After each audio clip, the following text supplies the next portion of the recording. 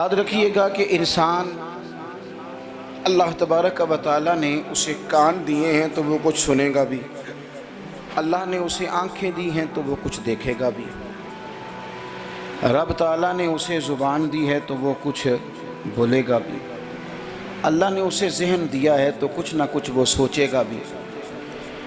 یہ جتنے اعضاء اس کے ان میں حرارت ہے، ان میں تازگی ہے، تو یہ سارے اعضاء کچھ نہ کچھ کرتے بھی رہتے ہیں۔ اگر وجود کے اعضاء اپنا کام صحیح طریقے سے کریں گے تو اجر پائیں گے، ورنہ قرآن مجید نے کہا ہے کہ آنکھوں سے بھی سوال ہوگا، کانوں سے بھی سوال ہوگا، زبان اور دل سے بھی پوچھا جائے گا۔ یہ ساری چیزیں صبح قیامت ان سے سوال جواب کیا جائے گا۔ یہ اعضاء جتنے ہیں یہ کچھ نہ کچھ کریں گے۔ میرے رب کریم نے نبی پاک صلی اللہ تعالیٰ علیہ وآلہ وسلم کی محبت ہم پہ ضروری قرار دے کے پتہ ہے ہمارے اعضاء کی ڈیوٹی کیا لگائی ہے؟ اس نے کہا تم اس طرح کیا کرو، جب دیکھا کرو نا تو محبوب کے جلوے دیکھنے کی کوشش کرو، اور جب تمہارا سننے کو دل کرے تو مدینے والے کی بات سنا کرو، اور جب تمہارا بولنے کو دل کرے تو پھر میرے محبوب کی نعت پر بات کرو۔ یہ اپنے اعضاء کو اس کام لگاؤ، یہ تمہاری محبت مصطفیٰ کریم علیہ السلام میں یہ چیزیں تمہارے لیے دلیل بن جائیں گی، یہ ایک نمونہ بن جائیں گی کہ حضور سے پیار ہے۔ نبی پاک علیہ السلام کا ذکر میری اور آپ کی نعت کا، تعریف کا محتاج نہیں۔ کیوں؟ کہ رب فرماتا ہے وَرَفَعْنَا لَكَ ذِكْرَكَ، اے محبوب ہم نے آپ کے لیے آپ کے ذکر کو بلند کر دیا ہے، ہم نے آپ کے لیے آپ کے تذکرے کو بلند کر دیا۔ تو جن کے ذکر کو اللہ نے بلندی دے دی ہے اس پر کوئی شاعر نعت نہ بھی لکھے، کوئی اچھا نعت خواہ نعت نہ بھی پڑھے، معاذ اللہ، کوئی مجمع نعت سننے نہ بھی آئے، حضور کا ذکر تو اللہ نے بلند کر دیا ہے۔ لیکن یاد رکھو کہ جب شعر حضور کی تعریف میں لکھا جاتا ہے تو شعر لکھنے والا اپنا کلام سنوار لیتا ہے، اور جب محفل نعت میں لوگ آ کے بیٹھتے ہیں حضور کے نام پہ بیٹھتے ہیں، وہ کسی سیاسی جلسے کے لیے جمع نہیں ہوتے، وہ اپنے کسی دنیاوی مقصد کے لیے احتجاج کرنے جمع نہیں ہوتے، وہ حضور کی میلاد کے نام پر اکٹھے ہوتے ہیں۔ خلاق عالم کے فرشتے تو گواہی دیتے ہوں گے نا، یا اللہ دیکھ کے آئے ہیں ہم، وہ تیرے محبوب کے لیے جمع ہوئے تھے۔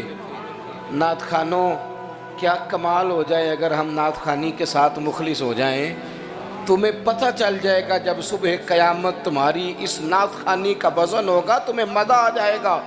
سب سے آگے آگے حسان بن ثابت ہوں گے، اور پھر یہ نعت خوانوں کی پوری لائن حضور کی بارگاہ میں جائے گی۔ تم اپنے آپ کو کیوں کمزور کرتے ہو؟ چند ہزار پہ بیچ کے میری ملت کے نعت خوانوں ملا شریف آ گیا، نعت کے حسن کو سمجھو تو صحیح یارو۔ سب سے آگے نعت خوانوں کی لائن میں حضرت حسان بن ثابت ہوں گے، اور قیامت تک جو حضور کی نعت پڑھنے والا ہوگا وہ سارے اس لائن میں ہوں گے۔ تمہیں پتہ ہے اس لائن میں کون کون ہوگا؟ ملا عبد الرحمن جامی بھی ہوں گے، سعدی شیرازی بھی ہوں گے۔ اس لائن کے اندر چلتے چلتے تمہیں ڈاکٹر علامہ اقبال بھی ملیں گے، تمہیں یہاں امام احمد رضا فاضل بریلوی بھی ملیں گے، تمہیں کہیں اسی طرز میں کلام کرتے نعت پڑھتے اعظم چشتی مرحوم بھی ملیں گے، محمد علی ظہوری بھی ملیں گے، تمہیں اس میں نعت پڑھتے پڑھتے کئی لوگ ملیں گے۔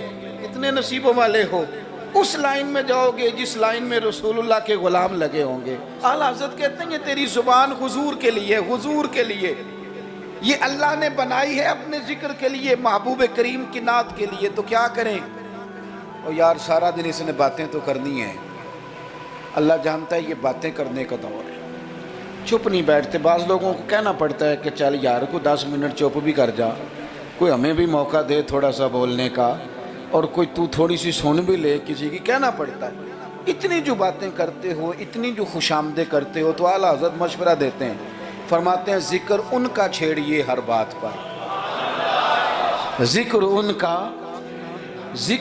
کا چھیڑیے ہر بات پر، बात शादी को हो तो हुजूर का जिक्र छेड़ दो कि नबी पाक का शादी का तरीका क्या है, हुजूर ने यहाँ क्या हमारे लिए तरीका मुबारक छोड़ा है, जिक्र उनका छेड़िए हर बात पर। तो अगर जिक्र बच्चे के अकीके का हो तो देख लो हुजूर ने हमारे लिए क्या सुन्नत छोड़ी है। अगर यहाँ मौका तिजारत का हो तो देख लो नबी पाक ने तिजारत के मामले में क्या अहकामात दिए हैं। अगर मौका हो ज़िंदगी में आजमाइश का तो फिर भी देख लो हुजूर का क्या यहाँ हमारे लिए तर्ज हयात है। और अगर मौका हो अल्लाह की दी हुई नेमत का तो फिर भी देखो कि हुजूर के नकूश राह क्या हैं। बस अपने आप को हर वक्त हुजूर के ख्याल में गुम कर लो। फाजिल बरेलवी का मशवरा है, वो कहते हैं ठोकरें खाते फिरोगे उनके दर पे आ पड़ो, वरना तो ठोकरें हैं ज़माने की। लोगों की तारीफ़ कितनी को करोगे, कितनी को थका देंगे तुम्हारी ज़ुबानें। हुजूर की तारीफ़ करो, ठोकरें खाते फिरोगे उनके दर पे आ पड़ो। काफ़िला तो है रज़ा अव्वल गया आखिर गया, हुजूर के दरवाजे पे आओ, नबी पाक की तारीफ़ करो और फिर हुजूर की तारीफ़ सुने। मैं बड़े दर्द के साथ एक बात अर्ज़ करूं, मैं बड़े दर्द के साथ दुखी दिल के साथ एक बात अर्ज़ करूं। मिलाद की महफिलों में गरीब गरीब लोग रह गए। वो अमीरों, तुम सियासी जलसों में बड़े शौक़ से जाते हो, तुम्हारी पजारो भी जाती है, उस पर किसी सियासतदान का फ़ोटो भी लगाते हो, झंडा भी लगाते हो, बड़े खर्चे करते हो, जेबों से पैसे लगाते हो। क्या अजीब तुम्हारी मंतक है। जिस महबूब के सदके रब ने तुम्हें सारा कुछ दिया है, उस महबूब करीम अलैहिस्सलाम की महफिल आए तो वो गरीबों के हिस्से में आती है, वो कमज़ोरों के हिस्से में आती है, और तुम जाकर के चर्चे करते हो उनके। याद रखना, समझ लेना, दुनिया का सबसे खुशकिस्मत शख्स वो होता है जिसे अल्लाह अपने महबूब की ग़ुलामी के लिए पसंद फरमा लेता है। यार इस तरफ तुम तवज्जो ही नहीं करते। हुजूर का जिक्र सुनो, ज़ौक़ से नात सुनी जाए। नात ना पढ़ने से ज़्यादा सुनने से ताल्लुक़ रखती है। नात खां अल्लाह के फजल से बड़े हैं। हमारे इस शहर में बड़े बड़े अच्छे नात खां आपको मिल जाएंगे, बड़े हैं, लेकिन ना सुनने वाले। चलें, नाराज़ किसी ने होना है तो वो हो जाए। जो बड़ी बड़ी महफ़िलें कराने वाले लोग हैं उनमें से भी अक्सर अहबाब ऐसे हैं जिन्हें महफ़िल करानी आती है, नात सुननी नहीं आती। महफ़िल कराना और है, नात सुनना, ये सुनना एक कमाल है। अब मैं जो अगली बात करूँगा वो शायद आपके लिए और ज़्यादा खुशी का बायस बने। नात पढ़ते सहाबा थे, सुनते मदीने वाले महबूब। आप सुनने का दर्जा तो देखें ना, कितना मामला मुनफरद है। हुजूर के जिक्र को सुनना, नबी पाक की बात को, ये मुनाफिकों का तरीका था कि हुजूर की बात जब होती थी, नबी पाक जब बात करते थे तो वो खेल कूद में लग जाते थे। हुजूर की बात ना सुनते, सुनने ना देते ताकि किसी पे असर ना हो जाए। मोमिन क्या करता है, आला हज़रत फाजिल बरेलवी यहाँ भी सबक पढ़ाते हैं। वो कहते हैं अर्श पे ताज़ा छेड़छाड़, अभी ताज़ी ताज़ी बातें छिड़ी हैं नबी पाक की अर्श पे, अभी फरिश्तों ने नया कलाम छेड़ा है हुजूर का। कहते हैं अर्श पे ताज़ा छेड़छाड़ और फर्श पे तुरफा धूम धाम। वहाँ हुजूर का जिक्र छुड़ा हुआ है और यहाँ तो धूम मची हुई है, गुलामों ने मचाई है। अर्श पे ताज़ा छेड़छाड़, फर्श पे तुरफा धूम धाम, बस कान जिधर भी लगा ये तेरी ही दास्तान है। मैं अर्ज करूं, इधर देखो मेरी तरफ। मेरी मिल्लत के जवानों, हमारी ज़िंदगियाँ कमज़ोर हैं, हमारे ज़िम्मे बड़े सारे हुकूक हैं।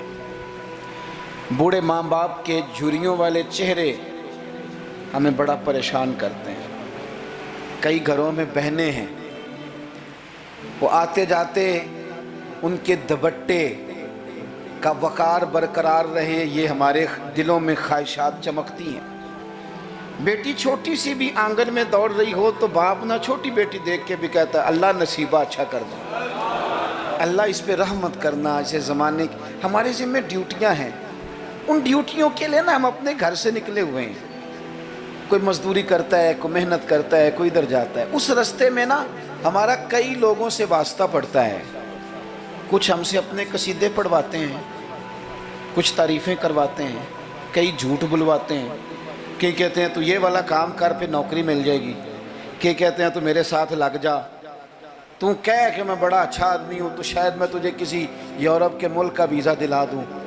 یہ جھوٹے ہیں سارے، کہ جھوٹی تعریف کرائیں گے، تیری زبان کو دھوکے کا عادی کر دیں گے، تیرے مزاج کے اندر ایسی چیزیں بھر دیں گے جو تیرے لیے نقصان کا باعث ہوں. یہ تجھے پتلی کا تماشا بنا دیں گے، ریموٹ کنٹرول بنا دیں گے. یہ دنیا تھکا مارتی ہے، یہ اتنا دیتے نہیں جتنا پریشان کرتے ہیں. یاد رکھو یہ ساری چیزیں دھوکہ ہیں. دنیا میں ایک دروازہ ایسا ہے جس کی تعریف کرو نا تو دنیا بھی آخری حد تک ملتی ہے، اور آخرت میں تو خدا پھر فضل ہی بڑا فرمائے گا. اور وہ دروازہ ہے مدینے والے محبوب کا، وہ نبی کریم کا دروازہ ہے. حضور کی جو تعریف ہے نا، جو نبی پاک کی چوکھٹ کی تعریف کرنے والے ہیں، حضور کے دروازے کی جو تعریف کرنے والے ہیں نبی پاک کی، ان میں سادے سادے لوگ بھی ہیں. مجھے نہیں پتا کہ زیادہ سریلا نعت خواں کون ہے، مجھے نہیں پتا آج کل زیادہ ریٹ کس کا ہے، میں نہیں جانتا. لیکن ایک بوڑھی سی اماں مدینہ شریف میں، سادی بالکل اور ان پڑھ بھی جملے پنجابی کے بھی ٹھیک نہیں ادا کرنے آتے. میں حضور کی بارگاہ کی حاضری دے کے آ رہا تھا تو بالکل باہر نا مسجد نبوی شریف کے جنگلے سے باہر نکل کے وہ بوڑھی اماں، سادے سے کپڑے، پنجاب کی تھی، کسی گاؤں کی تھی، اور عمر بھی بہت زیادہ تھی.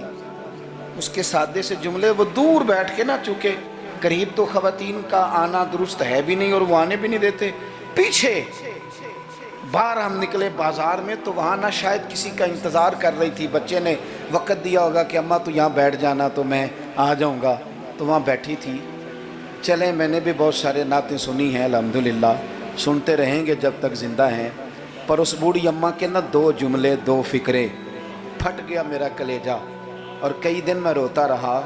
وہ اپنے لب و لہجے میں نا، اپنے انداز میں، سادے کپڑے اس کے اور سادہ اور پرانا دوپٹہ، اور زمین پہ اسی طرح بیٹھی تھی جس طرح غریب لوگ بیٹھ جاتے ہیں روٹی کھانے کے لیے، مزدور بیٹھ جاتے ہیں. پتہ کیا کہہ رہی تھی؟ نعت کیا پڑھ رہی تھی؟ کیا اس کا انداز تھا نعت پڑھنے کا؟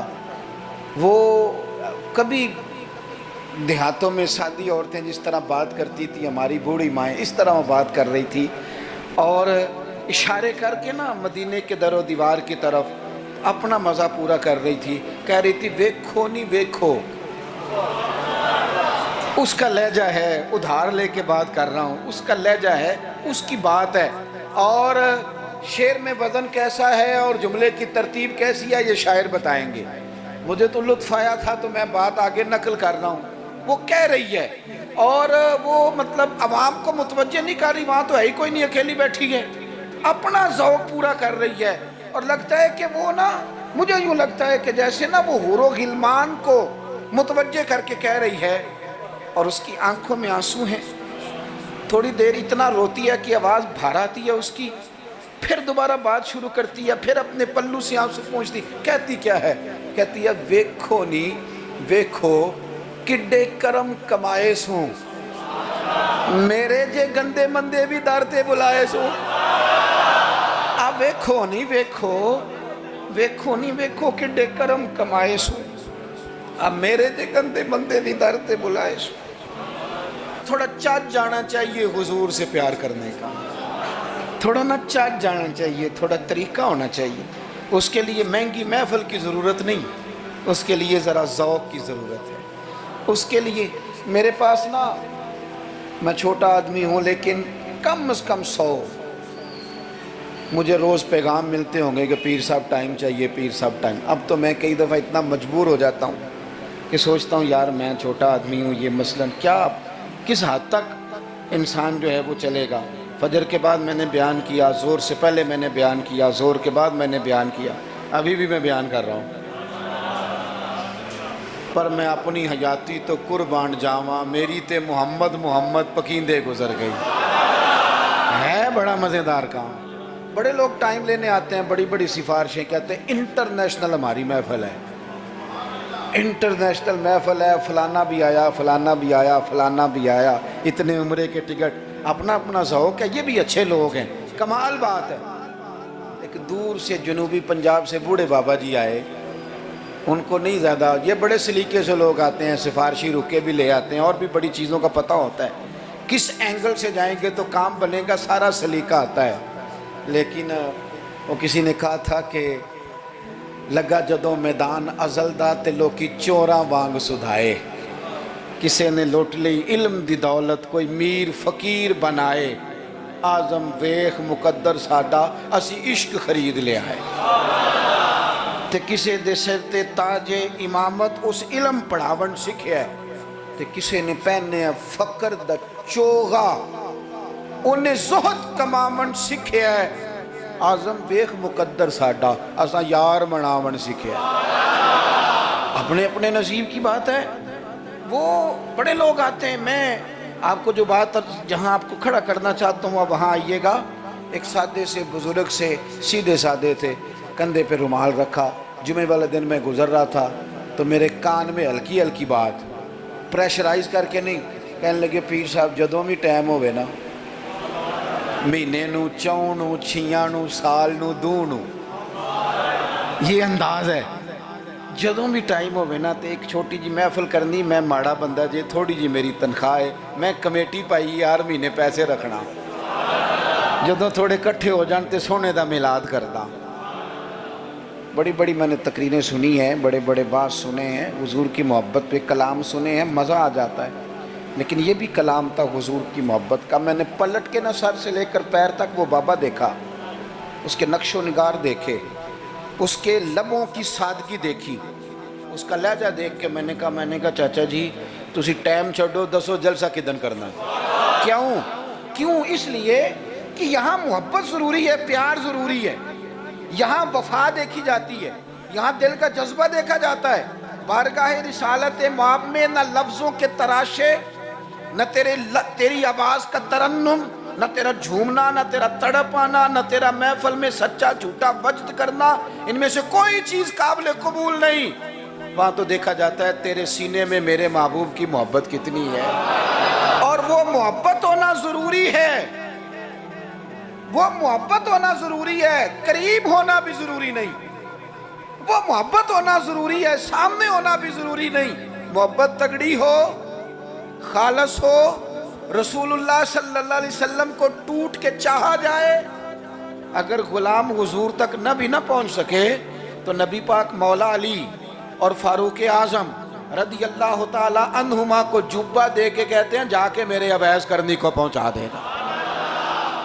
جو چیز ضروری ہے اس پر توجہ دیں، اپنے سارے وجود کو حضور کی محبت میں ڈھال لیں، نبی کریم سے پیار کریں، اور اپنی روزمرہ کے معاملات میں ہر جگہ آپ صرف طلاق کا مسئلہ ہی جا کے مولوی صاحب سے پوچھتے ہیں، آپ صرف یہی پوچھتے ہیں کہ جناب وہ فلانی چیز جو ہے وہ ہم نے ناراض نہیں ہونا، یعنی ہر مرد نے یاد کر لیا ہے کہ 4 شادیاں جائز ہیں، تو میں کہتا ہوں اس کے علاوہ بھی بڑا کچھ جائز ہے، کہ صرف یہی آپ کو ایک مسئلہ آتا ہے کہ شریعت میں 4 شادیاں جائز ہیں، اور بھی بڑا کچھ جائز ہے وہ آپ نہیں کرتے، یہی اپنی مرضی کی چیز یاد رکھنی ہے۔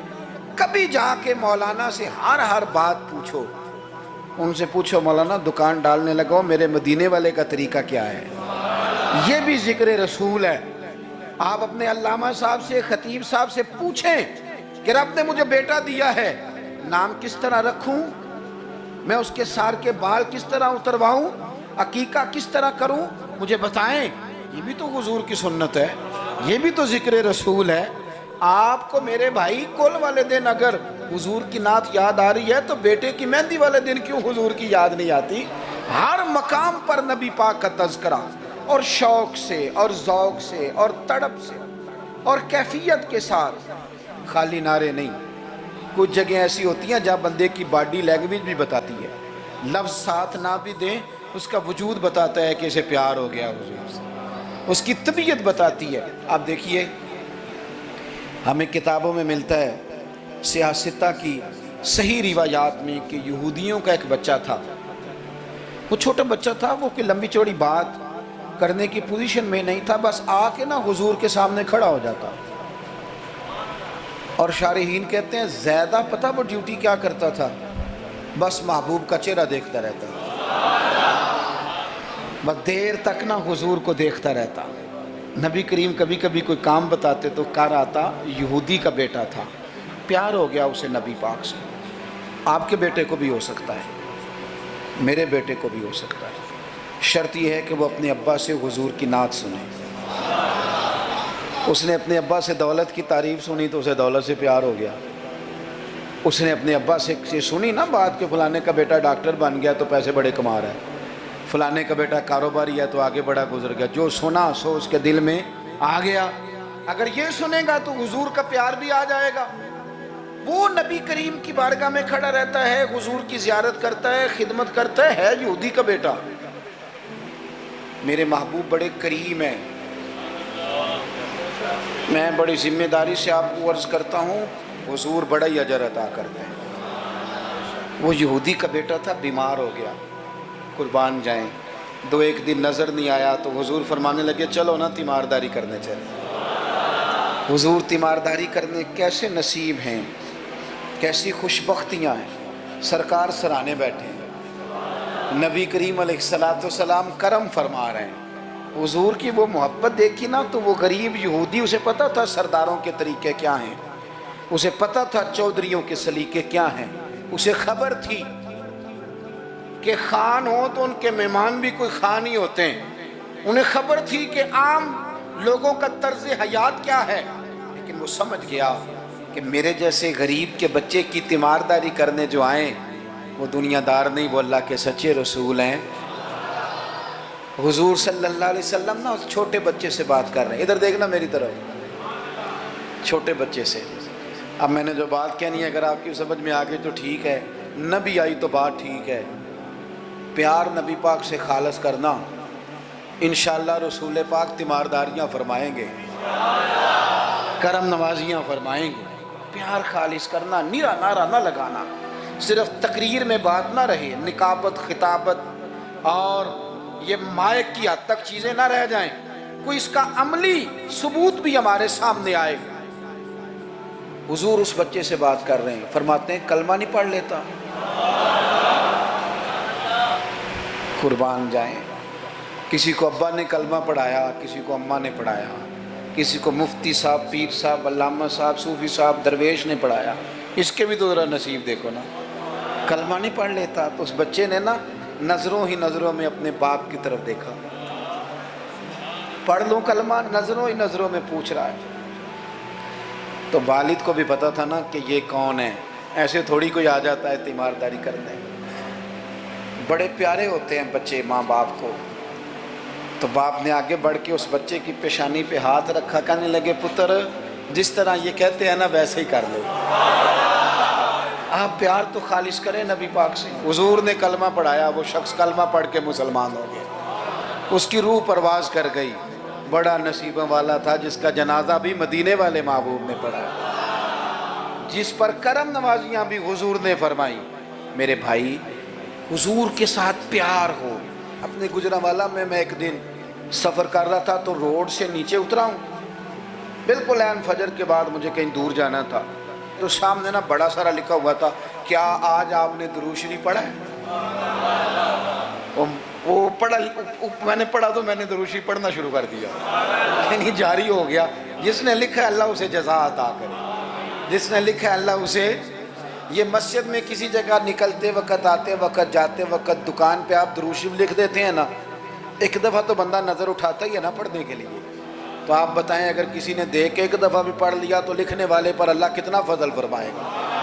درود و سلام نا طبیعت کو میٹھا کر دیتا ہے، طبیعت کو ٹھنڈا کر دیتا ہے. مولانا ابو نصر رحمت اللہ علیہ وہ فرمایا کرتے تھے، کہتے تھے میں رات کو نا کبھی کبھی مدینہ شریف نکلتا تھا تو ایک درویش دودھ لے کے باہر آیا کرتا تھا. دودھ لے کے وہ باہر نکلتا تھا تو پتہ کہتا کیا تھا؟ کہتا تھا دودھ پی لو. تو لوگ پوچھتے تھے کتنے کا ہے؟ کہتے کوئی نہیں، بس تم دودھ پی لو اور مدینے والے پہ درود پڑھ دو.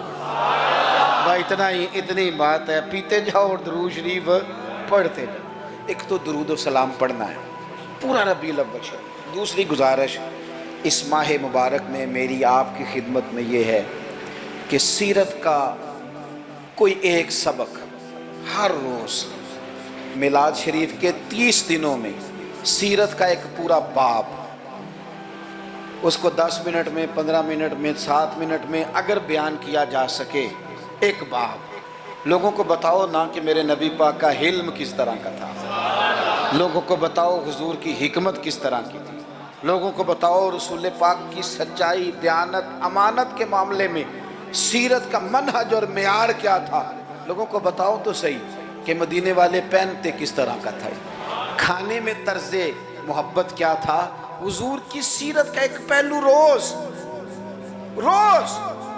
میں اکثر اپنے آپ سے کہتا ہوں ہم نے حضور کی سیرت کھول کے بیان نہیں کی، کاش ہم حضور کی سیرت کھول کے لوگوں کو سناتے، کھول کے مطالعہ کرتے، ریسرچ کرتے، بیان کرتے، تدریس کرتے، بتاتے، پڑھاتے، سناتے۔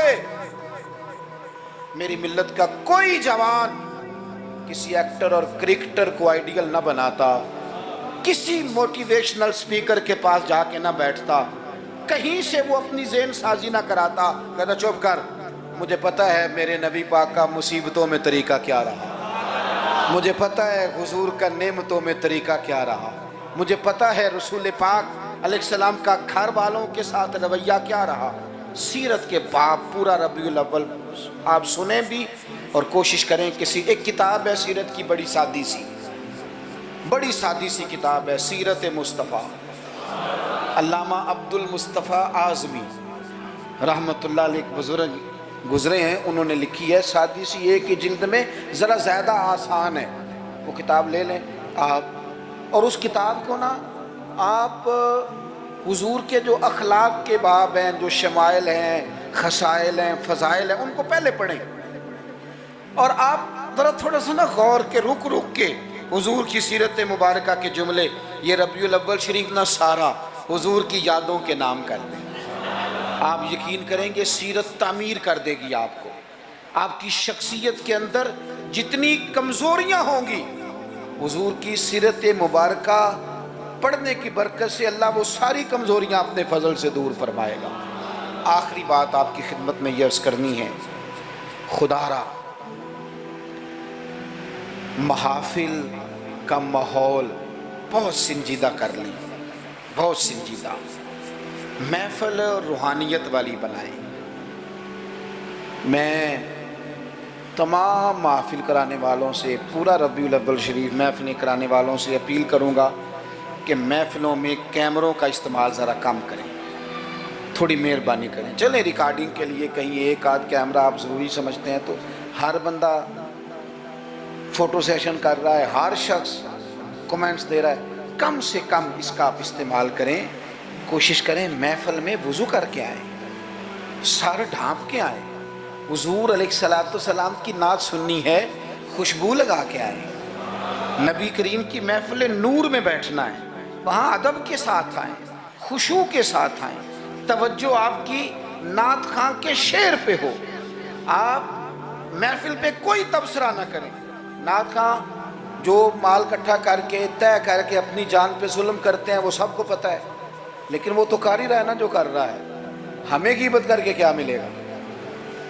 آپ نصیحت کے انداز میں کو بات کریں تو کریں، محفل کے اندر بیٹھ کے اس کی نعت بھی سن رہے ہیں اور ساتھ ساتھ جناب آپ تبصرہ بھی کر رہے ہیں کہ 40,000 لیتا ہے، تو آپ کو تو کوئی نعت کا مزہ نہ آیا، آپ تو اسی چکر میں رہے کہ اس نے لیا کیا ہے۔ آپ چھوڑیں اس بات کو، آپ اپنا سرور اور ذائقہ پورا کریں، خوبصورت محفل کریں، کوشش کریں اتنا رش نہ ڈالیں کہ وہ مجلس اتنی لمبی ہو جائے کہ پھر صبح فجر کی نماز کے لیے لوگوں کے لیے مشقت بنے۔ آپ 1-1.5 گھنٹے میں بڑا معقول پیغام، سونی نعت، ویسے بھی اگر آپ ایک آدھ نعت خواں کو دعوت دیں گے تو اس کا فائدہ آپ کو یہ ہوگا، میرے بھائی کے سٹیج پہ لڑائی نہیں ہوگی کہ پہلے میں نے جانا ہے اور میں نے 6 جگہ پہ جانا ہے اور میں تو آ گیا ہوں تو میرا شکر ادا کرو، یہ جان چھوٹی رہے گی آپ کی۔ آپ اچھے طریقے سے ایک شخص کو موقع دیں، وہ 2 نعتیں پڑھے، 3 پڑھے، ایک سونی تلاوت کریں۔ ایک بات جو ہر سال کہتا ہوں پھر کہہ لوں، محفل میلاد میں وہ والا کام نہ کریں جو ہم سیاستدانوں کے مسئلے میں کرتے ہیں۔ یہ نہ ہو کہ میلاد کی سٹیجوں پہ بھی پھر تگڑے تگڑے لوگ جمع ہو جائیں، غریب بیچارے میلاد میں بھی پیچھے پیچھے رہ جائیں، وہ ڈھونڈتے ہی رہیں کہ ہمیں عزت کس دن ملنی ہے۔ بس جس کے ہاتھ میں نوٹوں کی دتھی ہو، اس کی سیٹ بھی اگلی ہو، سارا سال بے شک مسجد نہ آئے۔ یہ رویہ ٹھیک نہیں، یہ انداز تکلیف دہ ہے غریبوں کے لیے۔ آپ یہ رنگ اختیار ہی نہ کریں، اور مہربانی کریں۔ آپ تو کہتے ہیں کہ میلاد شریف کا لنگر برکت والا ہے، اور آپ تو کہتے ہیں یہ محفل سارا سال برکت والی ہوگی، تو آپ کے بیٹے کے نام کی جو دعوت ہوتی ہے ولیمے کی، اس میں بھی آپ چھتوں سے ڈبے پھینکتے ہیں چاولوں کے، اس میں بھی آپ یہی سلوک کرتے ہیں جوس والے ڈبوں کے ساتھ کہ چھت سے پھینک دیں، یہ لے لو میلاد کا ہے، میرے بیٹے کے ولیمے کا، اس طرح پھینکتے ہو۔ تو یہ حضور کے میلاد کے ساتھ یہ حال ہے۔ آپ وہاں بھی آپ نے ناراض نہیں ہونا، میں آپ کو چونکہ میں روز جاتا ہوں تو میں حقیقت بتا رہا ہوں۔ چودھریوں کے لیے، خاص لوگوں کے لیے سونے دسترخوان، اعلیٰ غذائیں چن دی آپ نے، اور جناب وہ جو غریب طبقہ بیچارہ آیا تھا اس کو چھاپروں میں چاول پھینک دیا آپ نے۔ چھ معنی دارت، اگر یہ لنگر میلاد کا ہے چاول والا، یہ اگر غریب کے گلے سے اتر جاتا ہے تو نعت خواہ کے گلے سے بھی اتر جائے گا، پیر صاحب کے گلے سے بھی اتر جائے گا۔ کوئی اتنی مصیبت والی بات، ایک جیسا لنگر، یہ کیا بات ہوئی؟ بزرگوں کے نام کا جو لنگر سادہ ہو وہ مرید کھائیں۔ اور جناب وہ اقبال نے کہا تھا کہ مرید بیچارے کو میسر نہیں مٹی کا دیا بھی، اور گھر پیر کا بجلی کے چراغوں سے ہے روشن۔ یہ رنگ آپ عشرت قدوں میں رہیں، اور آنے والا اس کو سڑک پہ بھی سونے کی جگہ نہ ملے۔ یہ حضور کا میلاد ہے، آپ طے کر لیں کہ رسول پاک نے بتایا ہے کہ جس پلیٹ میں روٹی ابو بکر صدیق کھائیں گے اسی میں بلال حبشی بھی کھائیں گے۔ یہ طے کیا ہے میرے رسول پاک نے۔ ملت کے جوانوں طے کرو حضور کے میلاد پر کہ جس پلیٹ میں کھانا فاروق اعظم نے کھایا ہے اسی میں کھانا حضرت عامر بن فہیرہ نے بھی کھایا ہے، اسی میں سلمان فارسی نے بھی کھایا ہے، صہیب رومی نے بھی کھایا ہے۔ ایک ہی صف تھی، اگر حضرت ابو ذر غفاری کے منہ سے نکل گیا جناب بلال کے لیے کہ او حبشن کے بیٹے، تو نبی پاک نے کہا کہ ابو ذر تو چودھریوں کا پتر ہے، تیری بڑی شان ہے، بندہ بھی بڑا سچا ہے، بڑی عظمتوں والا ہے، پر جتنی شان تیری ہے بلال کی بھی اتنی ہے، کرنا معذرت۔ سیدنا ابو ذر غفاری نے پھر حضرت بلال کے آگے لیٹ کے کہا تھا اب حالات بدل گئے ہیں، اب غریبوں کی غربتیں بازاروں میں رولی نہیں جائیں گی، اب مدینے والے کا دور ہے، یہ وہ دور ہے جس میں عزت ہی عزت ہے۔ فرمایا اب اپنا پیر اٹھا اور میرے سینے پہ رکھ، میں بتاؤں کہ تھے تو آپ حبشن کے بیٹے ہی، پر جب سے مدینے والے کا کلمہ پڑھ گئے ہیں ہم سب کے سردار ہو گئے۔ کم از کم آپ حضور کے میلاد کے نام کی محفل میں اتنا تو کریں کہ امیر غریب کی روٹی ایک جیسی کر دیں، ہو جائے گا؟ ہاں نہ نہیں کرتے، ہو جائے گا؟ یہ کم از کم اتنا تو کریں نا، آپ سادہ کریں چیزوں کو، اور غریبوں کو بٹھا کے نا، یہ بڑا کمال ہوگا۔ روز محفل ہونی ہے، سونا لنگر، صاف ستھرا، اور امیر روز ہی گوشت کھاتے ہیں، آپ جب بہترین گوشت ڈال کے کھانا پکائیں تو وہ بیچارہ غریب جو مزدوری کر کے آیا، جس کے بچے ہفتے کے بعد بھی گوشت نہیں کھاتے، وہ بھی ذرا اپنے تینوں بیٹے لے کے آئے، پلیٹ میں بیٹھ کے لنگر کھائے، اور اس کے دو بیٹے پوچھے ابا جی آج بڑا مزہ ہے روٹی کا، تو وہ کہے پتر آج میلاد مصطفیٰ ہے میرے نبی پاک، آج محفل ہے حضور کے نام کی۔ مجھے لگتا ہے کہ وہ 3 سال کا بچہ بھی منہ کے اندر بوٹی رکھے ہوئے بھی یاد کر لے گا کہ جب حضور کا میلاد ہوتا ہے نا پھر غریب امیر کٹھے بیٹھ کے کھانے کھاتے ہیں، یہ وہ یاد کر لے گا اور اسے ہمیشہ یاد رہے گا۔ آپ یقین کریں آج تقریر شکریر نہیں، موضوع نہیں، آج تو میں جذبات کا اظہار کر رہا ہوں، پہلی محفل میلاد میں حاضر ہوں، جذبات کا اظہار کر رہا ہوں اور آپ کو سبق دے رہا ہوں کہ پورا مہینہ کس طرح کر کے چلنا ہے، سونا ذکر کرنا ہے انشاءاللہ پورا مہینہ، اور سونی نعتیں پڑھنی ہے انشاءاللہ، صبح و شام درود شریف پڑھنا ہے انشاءاللہ تعالی، اور انشاءاللہ تعالی مٹھائی کھانی بھی ہے کھلانی بھی ہے انشاءاللہ پورا لطف۔ مجھے ایک صاحب کہنے لگے، دلیلیں اپنی جگہ ہوتی ہیں، مجھے کہنے لگے ویسے آپ کے میلاد کے بارے میں جذبات کیا ہیں، آپ کے جذبات کیا ہوتے ہیں ربیع الاول کا؟ میں بات ختم کرنے لگا ہوں. میں نے انہیں کہا کہ میں کسان کا بیٹا ہوں. میرے ابا جی نا کھیتوں میں کھاد بکھیرا کرتے تھے, کھاد کھلاری دی تھی نا, تو وہ ایک طریقہ تھا ان کا کہ وہ نا لے کے نا پرنا رومال تو گلے کے ساتھ باندھ لیتے تھے, یوں پیچھے یہاں باندھ لیتے تھے اور آگے سے اس کو پکڑ لیتے تھے, اس میں کھاد ڈال لیتے تھے, تو پھر اس میں سے نکالتے رہتے تھے اور کھیتوں میں. میں نے اس سے کہا کہ یہ جو تو کہتے ہیں نا کہ تیرا میلاد کے بارے میں جذبہ کیا ہے, تو میں نے کہا میرا میلاد کے بارے میں جذبہ یہ ہے کہ میرا دل کرتا ہے 12 ربیع الاول کو فجر پڑھوں اور وہ رومال گلے میں باندھ لوں, اس کے اندر مٹھائی ڈال لوں اور گلی گلی نکل جاؤں اور ہر ایک کے منہ میں لڈو ڈال کے کہوں کھا آج میرے نبی کا میلاد. میرا جذبہ ہے میلاد کے لیے, یہ میرا جذبہ ہے. کیوں؟ اس لیے کہ چمک تجھ سے پاتے ہیں سب پانے, میرا دل بھی چمکا دے چمکانے والے, تو زندہ ہے واللہ تو زندہ ہے واللہ, میرے چشم عالم سے چھپ جانے والے. اور پھر اعلیٰ حضرت فرماتے ہیں کہ تیرا کھائیں تیرے غلاموں سے الجھے ہیں منکر عجب کھانے غرانے والے. عجیب تماشا ہے, حضور کا کھا کے حضور کے غلاموں سے الجھتے ہیں. اے منکر عجب کھانے غرانے والے. اور کمال کر دی, کہنے لگے رہے گا یوں ہی ان کا چرچا, رہے گا یوں ہی ان کا چرچا, رہے گا یوں ہی ان کا چرچا رہے گا, وہ بڑے خاک ہو جائیں جل جانے والے. رہے گا یوں ہی ان کا بڑے خاک ہو جائیں جل جانے والے. اور پھر فرماتے ہیں کہ ان کی مہک نے دل کے گنچے کھلا دیے, وہ جس راہ چل دیے ہیں کوچے بسا دیے ہیں. ان کی مہک نے دل کے گنچے کھلا دیے ہیں, جس راہ چل دیے ہیں کوچے بسا دیے ہیں. اور کیا خوب کہا, فرمانے لگے فاضل بریلوی رحمت اللہ تعالی علیہ کہ میرے کریم سے گر قطرہ کسی نے مانگا دریا بہا دیے.